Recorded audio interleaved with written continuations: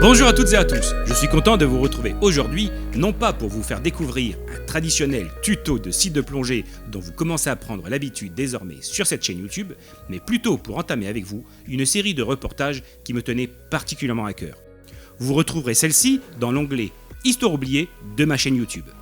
Comme son nom l'indique, ce format se concentre principalement sur l'histoire des sites et des hommes sans avoir forcément de relation directe avec le milieu de la plongée sous-marine.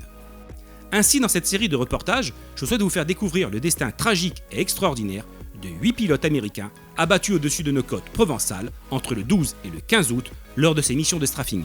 Les missions de ces pilotes américains avaient pour but la destruction des stations radars sur les côtes méditerranéennes en vue du débarquement prochain à venir, le débarquement de Provence. Ces missions particulièrement périlleuses se déroulaient souvent à basse altitude et exposaient ainsi grandement le pilote aux défenses ennemies. Vu le danger que représentaient celles-ci, elles furent confiées à un escadron particulier, le 332e Fighter Group.